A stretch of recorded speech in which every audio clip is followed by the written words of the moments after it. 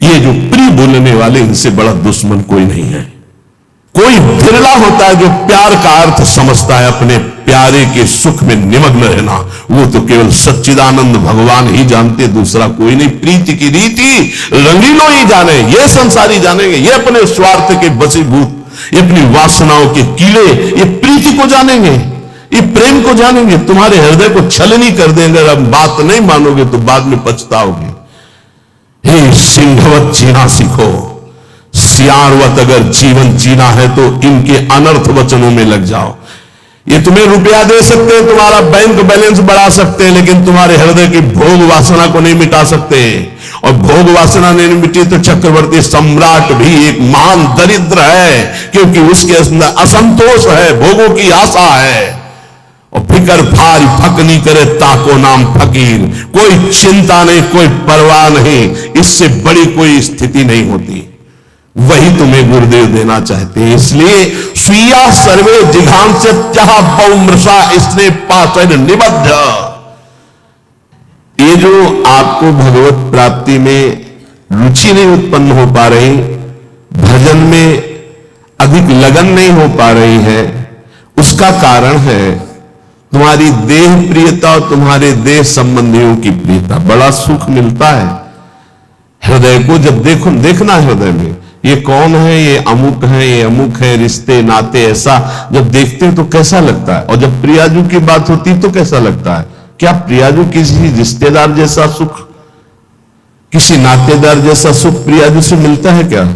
और जबकि सच्चा रिश्ता नाता केवल प्रियाजू से। प्रियालाल पराये लगते हैं और ये मौसी मौसा फूफा फूफी फू जो माया में उड़ जाने वाले हैं, ये संबंध ऐसे घने लगते हैं। असली रिश्ता इतना छोटा, इतना कमजोर, और नकली रिश्ता इतना जोर का कि असली रिश्ता फीका पड़ जाए।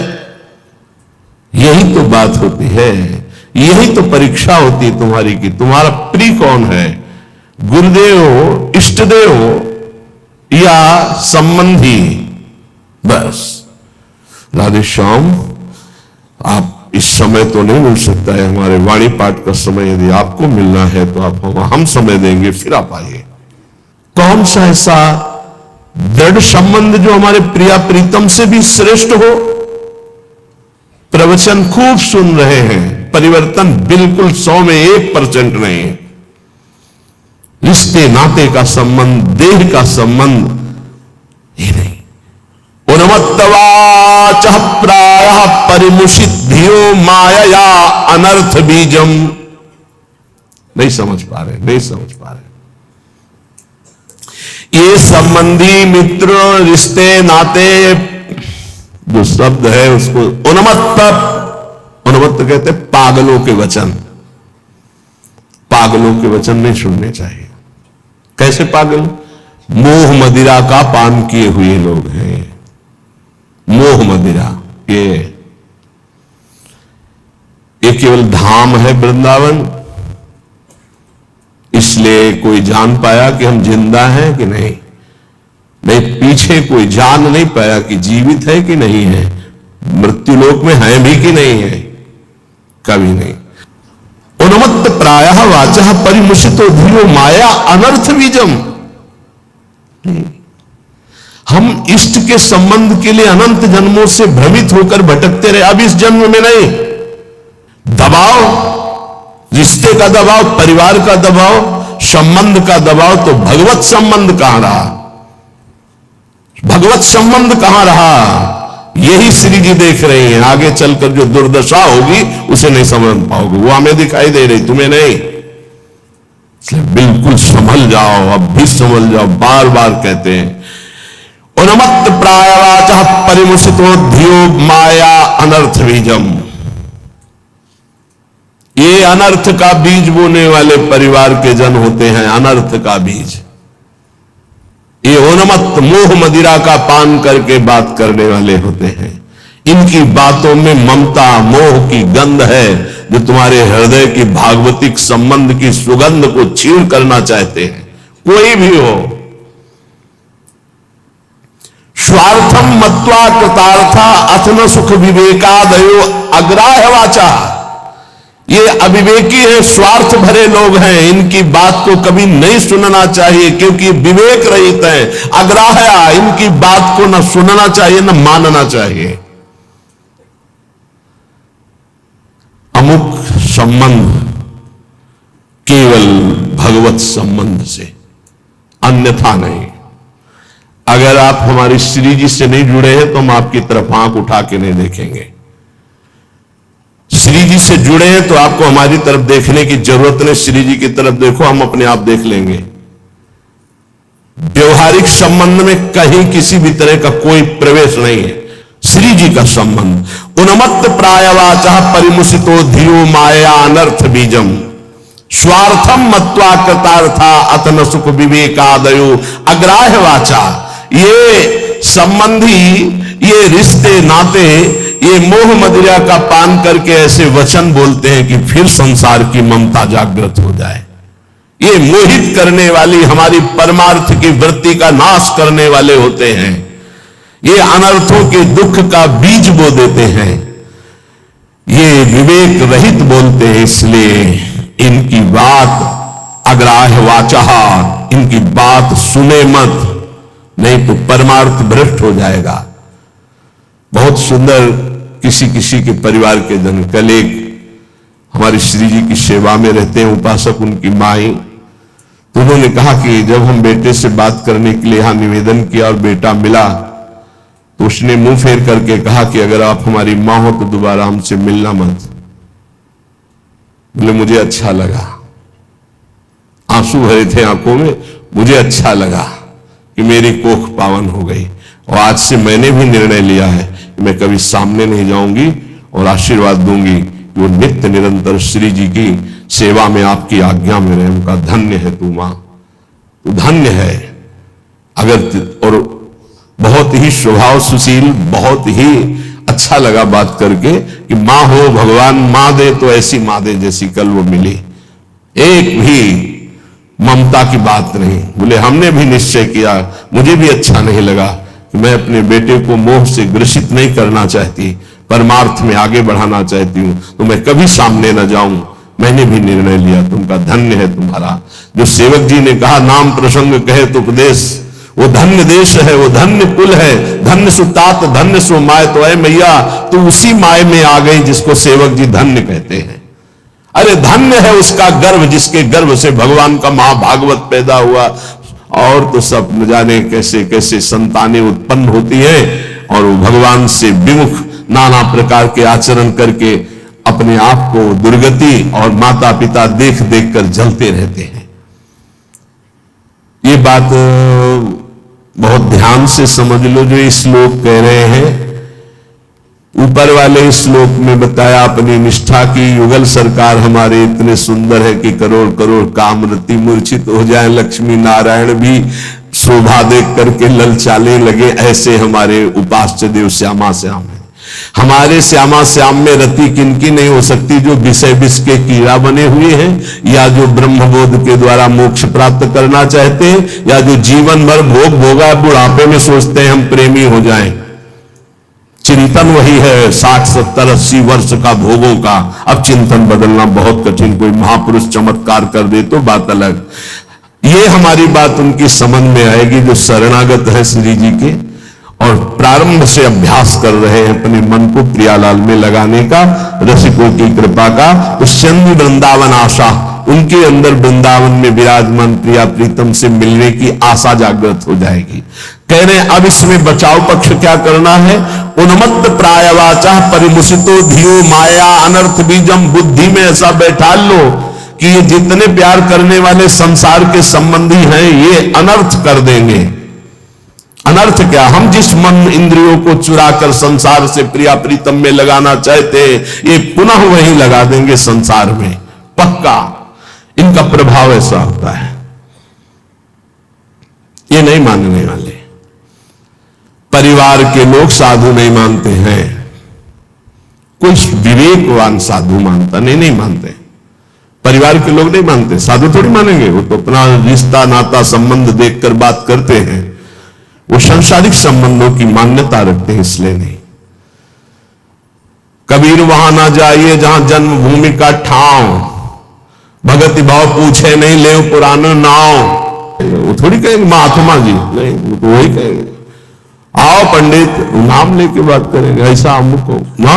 कबीर वहां ना जाइए जहां जन्मभूमि का ठाव, भगति भाव पूछे नहीं ले पुरानो नाव। वही संसार की वार्ता। अनर्थ बीजम बड़ा आकर्षण है, परिवार वालों का बड़ा आकर्षण है। आप देखो, अंदर से देखो, 20 वर्ष नहीं देखो, फिर देखो भैया है हमारे, ये अपन अमुक है हमारे अमुक, और श्री जी को 20-25 वर्ष से नाम जप रहे हो, शरणागत हो। ये कभी नहीं है कि आराध्य देव मेरे, जीवन धन मेरे। ऐसे धिक्कार है इस मन बुद्धि को कि जो अनंत जन्मों से हमारे हैं वो हमारे पराये नजर आते हैं, जो बिल्कुल हमारे नहीं, जिनको हम जानते नहीं है, अब भी नहीं जानते कि भाई के रूप में कौन अंदर विराजमान है, बहन के रूप में कौन अंदर विराजमान, हम नहीं जानते। केवल ढांचे को मानते हैं, ये ढांचा मेरा भाई है और बहन है, और ढांचे के अंदर बैठा परमात्मा, उससे कोई परिचय नहीं है।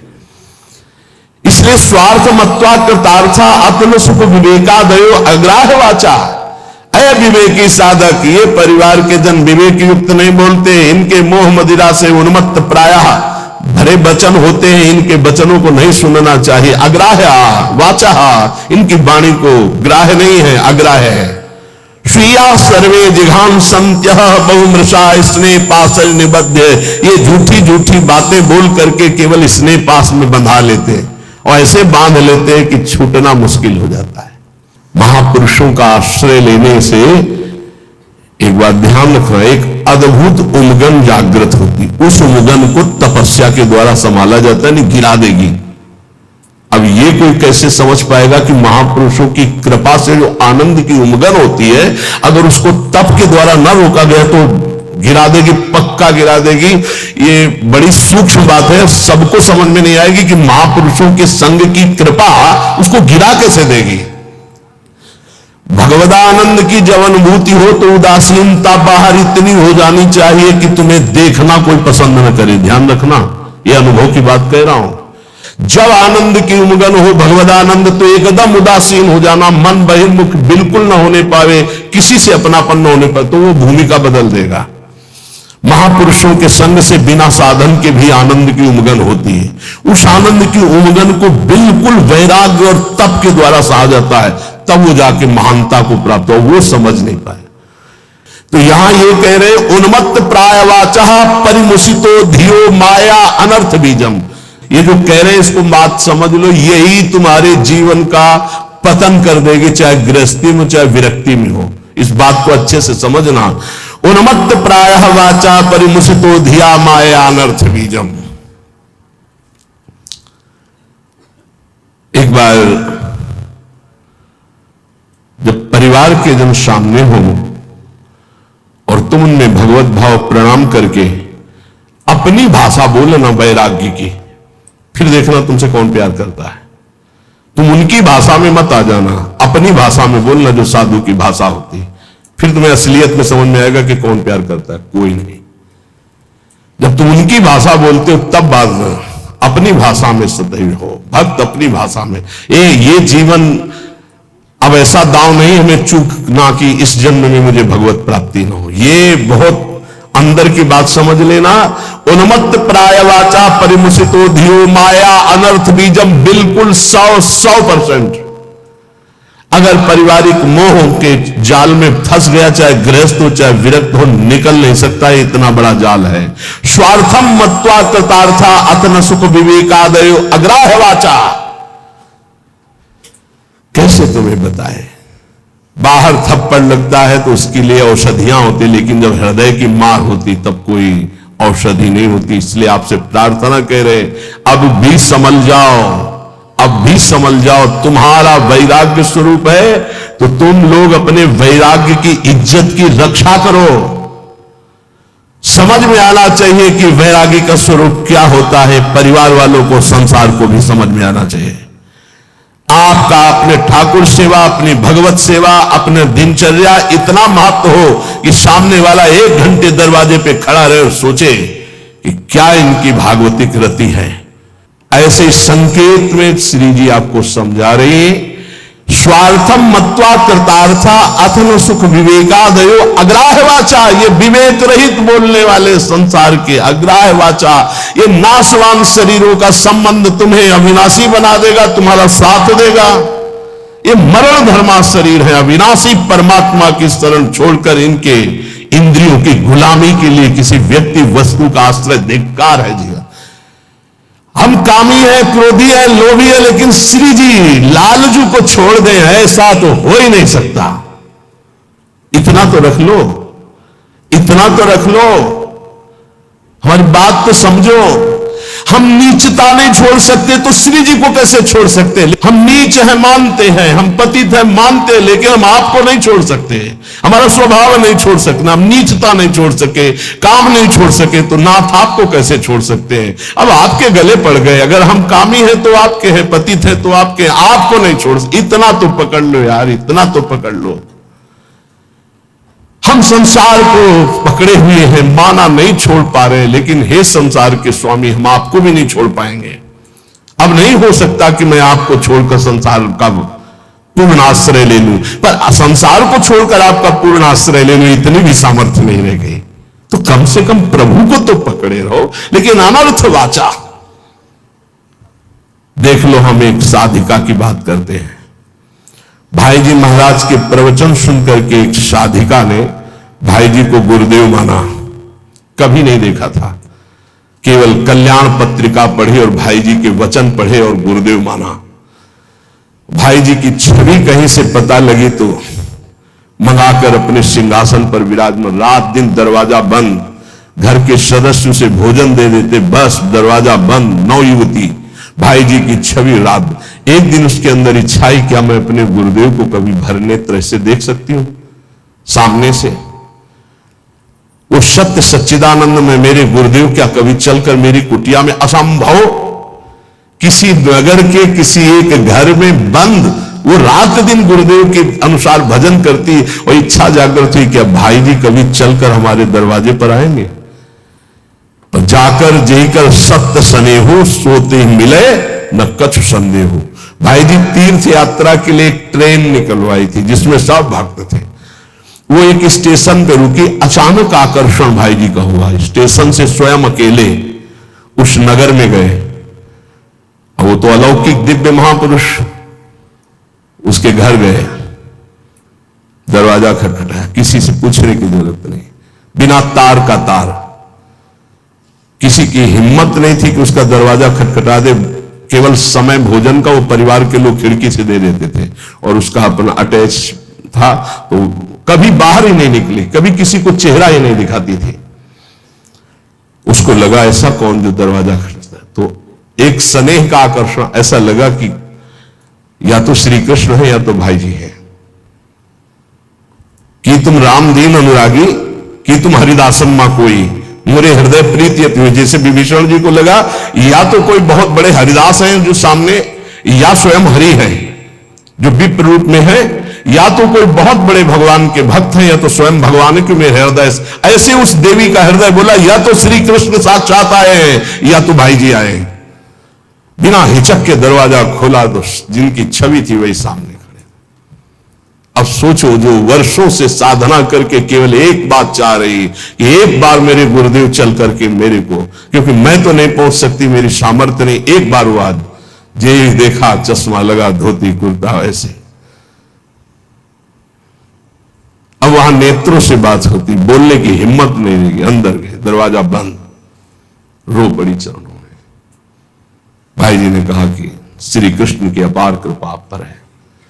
कहा बस अब मुझे और कोई श्री कृष्ण नहीं चाहिए, हो गया। मेरी आखिरी इच्छा थी कि गुरुदेव एक बार मुझे साक्षात दर्शन दें। थोड़ी देर में उसने कहा मेरी एक प्रार्थना है, अब आप दोबारा कभी यहां मत आइएगा। भाई जी ने कहा ऐसा क्यों कहा? बोले आप जब आओगे तो अब हजारों लोग आएंगे और मैं ये नहीं जानती कि आप भी अब जान पावे कि मैं आपको कितना प्यार करती हूं। ये जीवन सिर्फ आपके लिए है और आपके लिए होते हुए भी आप भी न जान पाए कि मैं आपको कितना प्यार करती हूं। बस जैसे अभी तक थी वैसे ही रहना चाहती हूं, अब दोबारा कभी भाई। तो भाई जी ने उसके लिए पद लिखा है, पद रचना की। और पूज्य राधा बाबा से जब ये बात कही तो राधा बाबा ने इसे प्रकाशित किया, नहीं भाई जी इसे प्रकाशित भी नहीं करते। धन्य है वो देवी जो ऐसी एकांत पूरा जीवन भजन करके पूरा कर दिया, कोई जान नहीं पाया उसको। जो अपने आराध्य देव के लिए इतनी गुप्त आराधना की जा सकती है, फिर हमें संसार और संसार के संबंधों से क्या। इसलिए ये जीवन हमें केवल भगवत प्राप्ति के लिए। स्वीया सर्वे जिघांस्यन्त्यः बहुमृषा स्नेह पाशैर् निबद्ध। ये स्वजनगण अत्यंत झूठे स्नेह पास में बांध करके तुम्हें मार देंगे जिघांस्या, तुम्हें मार देंगे। मान लो कैसे मारा जाता है, ये तुम नहीं जान पाते हो। माया बहुत विचित्र है, बहुत विचित्र है, ये देखा है। इसलिए प्रार्थना है बहुत सावधान, बहुत सावधान। परिवार के लोग अच्छा समझते हैं, जब आप भोगों को स्वीकार करेंगे, भोगों में उतरेंगे, रिश्ते नातेदारों में उतरें, उनको बहुत अच्छा लगेगा। क्योंकि माता आपसे प्यार करती है, पर दो चीजें देखती है, आपका पेट भरा है, आपको अच्छी नींद आती है, आपकी भोग सामग्री पर्याप्त है, बस इतनी उसकी ममता की वृत्ति, इसके आगे वृत्ति नहीं। और गुरु एक बात देखता है, तुम्हारा देह राग कम हो रहा है, तुम्हारा देहाभिमान नष्ट हो रहा है, तुम्हारा भोगों से राग कम हो रहा है, तुम तपस्या में आगे बढ़ रहे हो, तुम जितेंद्रीय हो रहे हो, तुम्हें भोग कोई प्रिय नहीं लग रहा, धन्यवाद, चलो आगे। गुरु स्वरूप में स्थित करता है, माता पिता देहाभिमान में पुष्ट करते हैं। इसलिए बहुत होश में। स्वीया सर्वे जिघांस्यन्त्यः बहुमृषा स्नेह पाशैर् निबद्ध है। श्री वृंदारण्यायाः महामहित समाजात कदा निश्चितस्त्वाम। हे भाई, वृंदावन में केवल रसिक समाज को अपना समझो, उनको पाकर आश्रित हो जाओ, और सब अनिष्टकारी समाज है, अनिष्टकारी। कोई तुम्हारा इष्ट प्राप्ति में सहयोगी नहीं है, सब इष्ट में बाधक है, इष्ट में बाधा पहुंचाने वाले हैं, और कोई नहीं। एक बात अच्छे से समझ लो, अगर हमारी कहीं दुर्गति होती है तो देह और देह संबंधी भोग और देह संबंधी रिश्ते नाते यही दुर्गति का कारण बनते हैं। इसलिए हे उपासक, अपने ऊपर कृपा करो, अपनी दिनचर्या अपने इष्ट के बराबर किसी को मत मानो। इष्ट और इष्ट की दिनचर्या तुम्हारी इतनी प्रवीण, इतनी सुदृढ़ होनी चाहिए कि हम समय देंगे तुम्हें मिलने के लिए, हमारी रुचि होगी तो तुम्हारे समय में हम अपने समय को बर्बाद नहीं करने, लेकिन समय बर्बाद पहले ही कर रहे, उनके समय का महत्व क्या रहा। साधक चाहे गृहस्थ हो या व्यक्त हो, उसकी दिनचर्या भगवान है, और उस पर ध्यान दिया जाए, उस पर दृष्टि दी जाए।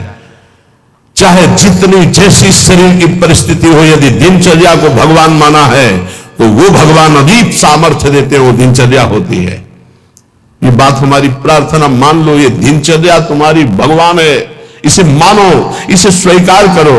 पर नहीं, केवल मन की मनोरंजन वृत्ति पर प्रधानता रखने वाला कैसे उपासना में आगे बढ़ सकता है।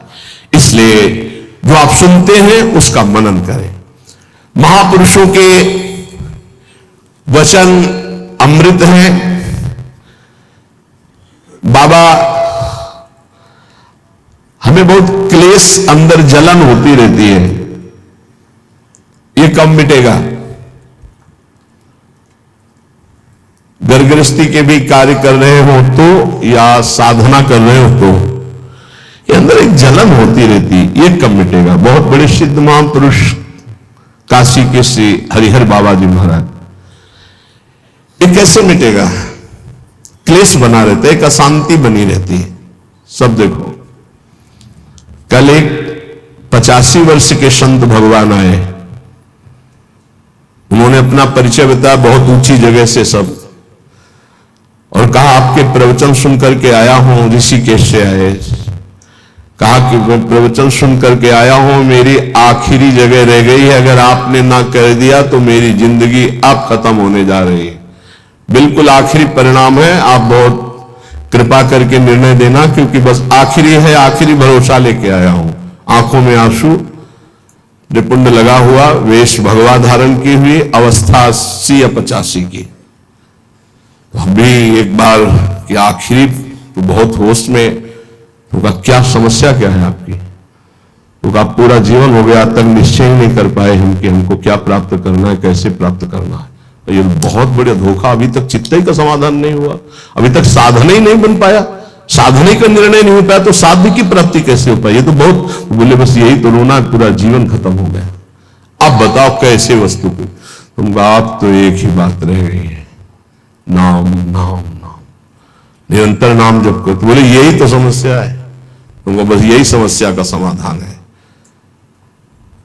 हमारे सामने निर्णय लो, ये जपोगे ऐसे से ऐसे से ऐसे, उसी समय उनके शब्द निकले कि कुछ प्राप्त होगा कि नहीं इसकी अब कोई परवाह नहीं। इस समय जो शीतलता हो रही, लग रहा मैं निहाल हो गया, ऐसा लगता है मुझे जिंदगी की हर वस्तु मिल गई। यही मेरी बात उनकी समझ में नहीं आएगी जो विषयों के कीड़ा बने हुए हैं। उनको तो बस कोई संत महात्मा भगवान ऐसी कृपा कर दे कि उनको मनमानी भोग भोगने को मिले बस।